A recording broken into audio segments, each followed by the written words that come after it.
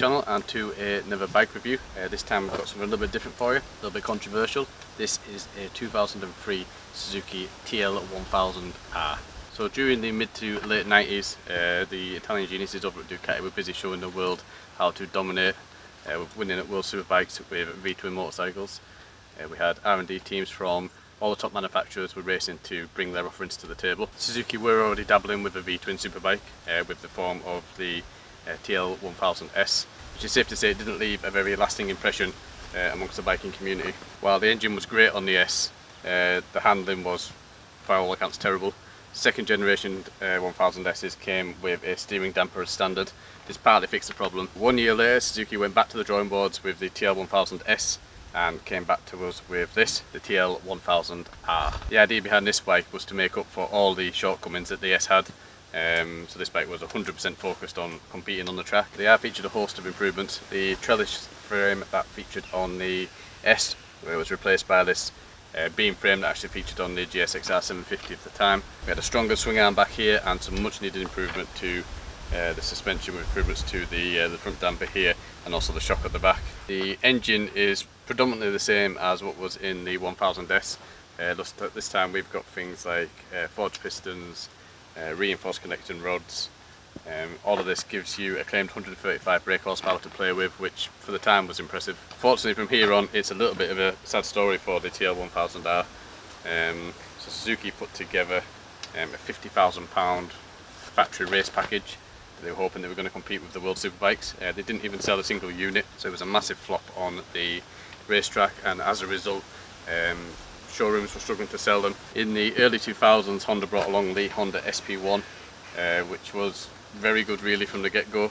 That was just another nail in the coffin for the TL1000R, and in 2003 Suzuki pulled the plug on the entire TL range. But I guess the big question is, does that make it a bad bike? So in my opinion, the TL1000R has really matured with age. The looks at the time were perhaps a little bit marmite, but I think they've grown really, really well. The TL1000R has also gained itself a thriving community of enthusiasts, with these bikes now becoming quite hard to get hold of, especially in the condition that this one is here. Just before we get this bike out on the road and see what it's all about, as we did with the R1 video last month, this bike's actually here today courtesy of JD Comps. They are giving you guys, at least one of you guys, a chance to win it. If you fancy your chances and want to get your name in the hat, do go over to their website. I'll leave a link to the description in the comments down below.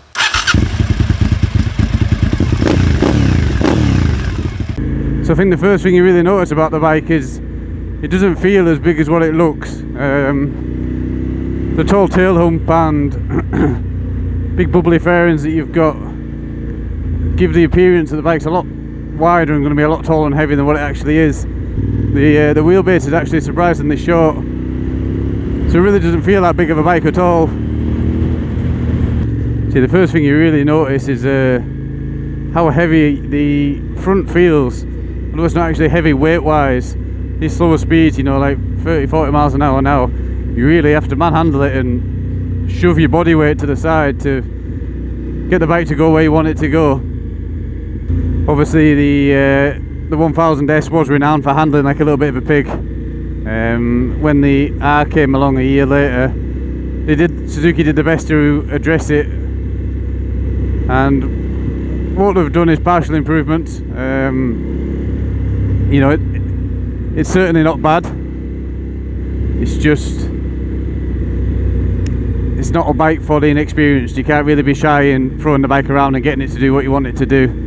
Obviously if it's your first time, especially on a big bike, that might be a little bit intimidating. So obviously we're only a few minutes into the road test here, and I do honestly feel that at least some of the problems with the front of the suspension, you know, the heaviness I was just talking about, I do think it could be dialed out. So you see here we do have compression and rebound settings that are adjustable.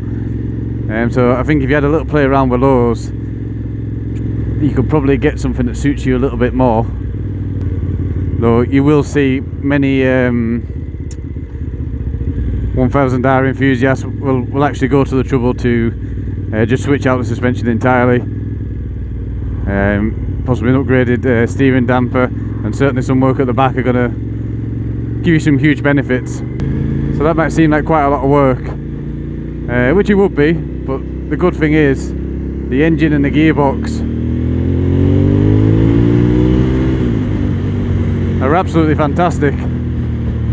The V-twin motor just pulls hard all the way through the rev range. It sounds phenomenal as well. So this bike's got the Yoshimura cans on. Lovely deep grumbling.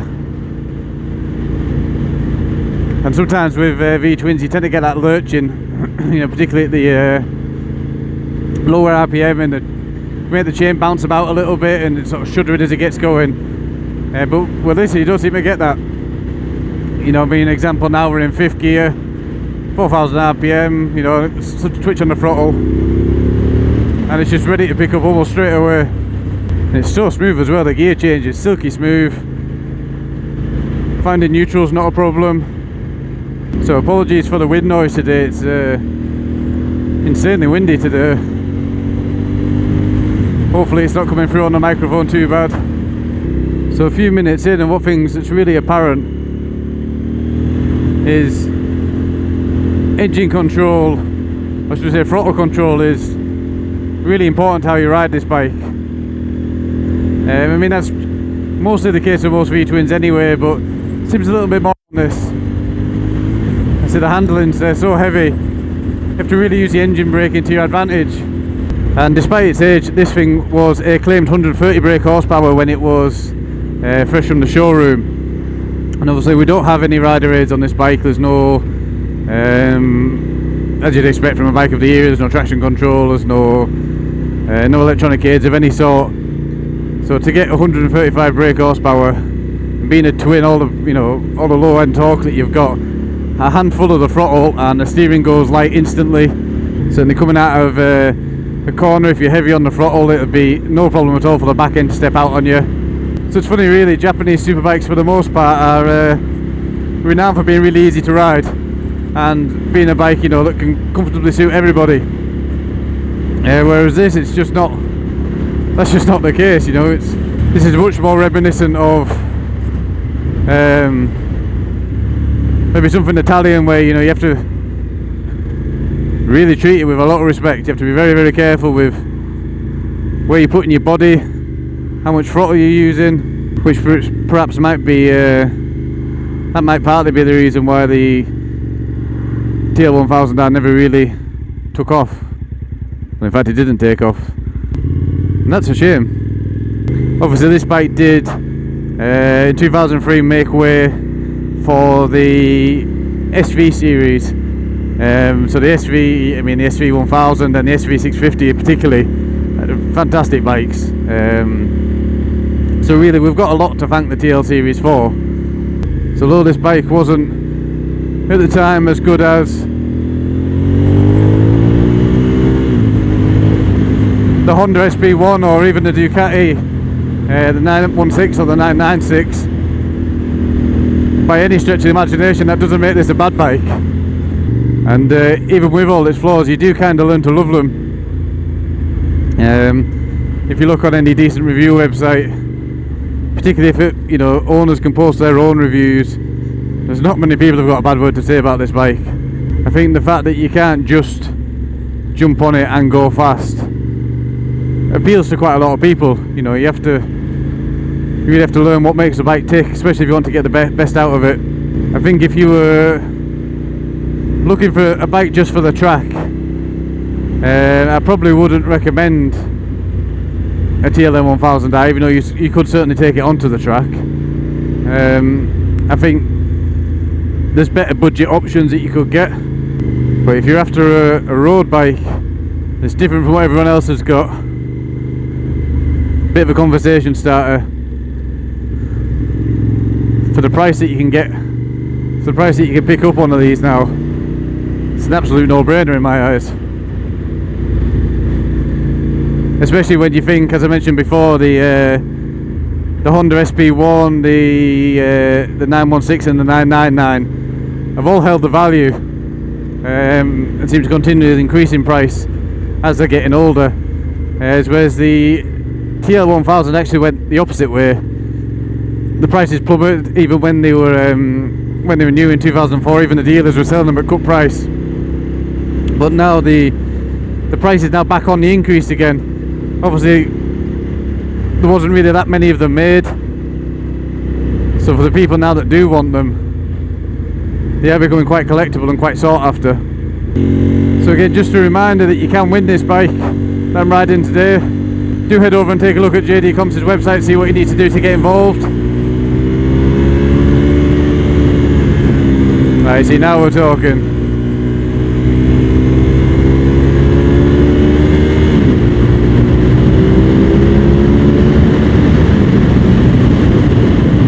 Wow, lovely.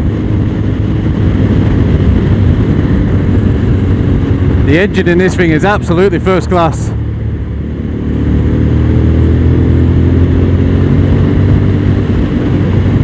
Just pulls so hard, so smooth.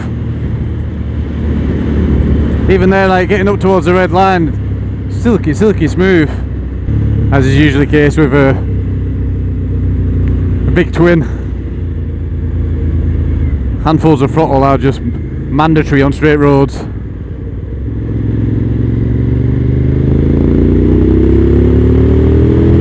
Listen to that, fantastic. So one thing you definitely don't want to do on this bike is forget yourself. As I mentioned, the steering is really a handful. Incredibly easy to run wide onto a corner. The old rule of slow in and fast out definitely applies here. One thing I do really like about TL1000 here is these mirrors are fantastic. So bike mirrors normally are a bit crap. I mean, they don't look anything special, but they're solid as anything. No vibration, and you can get a really lovely clear view in each mirror of what's behind you. So normally you just get a good shot of your elbow, or if you do get good mirrors, they're on long stalks, so you tend to vibrate all over the place. It's very comfortable as well, the seat's very soft, and with the bike being so big and bubbly, you can really stick your thighs into the tank. So use your core to support your weight a bit to keep the pressure off your wrists, but you don't want to get too comfortable and too relaxed. This thing will have a knack of leading you into a false sense of security and biting you when you least expect it.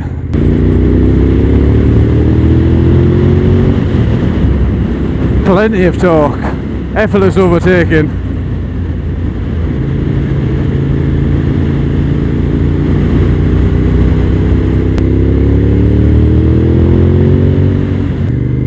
Been all over the show on this bike this afternoon, and it's very much a mixed can. The things it does right, it does really right, and the things it does not so well is, I wouldn't really say it's much of a problem. Think of it more of a quirk of the bike rather than an issue with the bike. Even the heavy steering that I was complaining with at the beginning of the review, I know certainly when I first got on the bike it was apparent just, you know, a couple of metres down the road. You get used to it quite quickly actually. As I mentioned before, the engine and the gearbox are fantastic, like absolutely perfect, they really are. So smooth, you've got loads of torque all the way through the rev range. It sounds phenomenal, but on the same hand, it's definitely a bike for somebody that knows what they're doing. More so if you really want to get the most out of it. If you've not had bikes for a little while, or maybe looking at your first 1000cc bike, maybe this one isn't the one for you, because it's definitely a bit of a beast. But if you can put in the work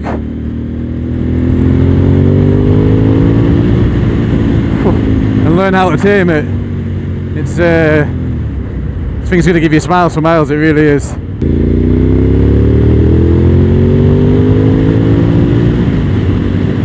So I guess the big question is, would I recommend one?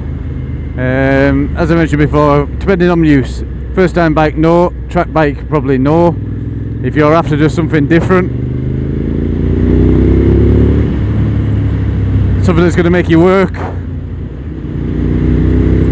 but definitely put a smile on your face when you get it right, and I think I would recommend this 1000R. Just sounds phenomenal. I'm going to find somewhere to pull over here, we'll have a little summarise. So after spending the afternoon on this bike, I can definitely conclude it's a bit of an animal. It's definitely a handful. The motor is fantastic. V-twin is absolutely great. It pulls really hard right the way through the rev range. Sounds fantastic. The gearbox is great as well. The handling is interesting. I wouldn't say it's bad. It's interesting. It certainly takes a little bit of getting used to, particularly the front's very, very heavy when you're slow speed, and once you pick up a little bit of speed it does feel like it's understeering a little bit. As I mentioned, I think the issue with the front probably could be dialed out with the adjustable suspension settings if you spent a little time with it. The bike oozes character. If you can put the time in to understand how the bike works, it's going to give you a lot back in return. Just because the SP1 was deemed a better bike doesn't mean this is a bad bike by any means. These bikes now are quickly becoming collectibles, and mint examples like the one we've got here today becoming very, very sought after. You can pick up a nice example of a TL1000R for bad Ducati 916 money. So when you think of it along them lines, it really does make a lot of sense. I probably wouldn't recommend this bike for a track bike. To be competitive on the track, I think you'd need to spend quite a bit of money on the suspension just to get it up to where it needs to be. With that being said, if you're looking for a road bike that's always going to put a smile on your face, something that's a bit different to the normal, something that's arguably a part of motorcycle history, and something that you definitely won't lose money on, I would gladly recommend a Suzuki TL1000R. Please don't forget that JD Comps are giving you guys a chance to win this very bike that I've been riding today. Please do go over to their website and take a look. With that being said, if you enjoyed the video, if you found it helpful, please do leave a like down below and consider subscribing to the channel. It really helps us out. That's all for now. Take care, and I look forward to seeing you all in the next video.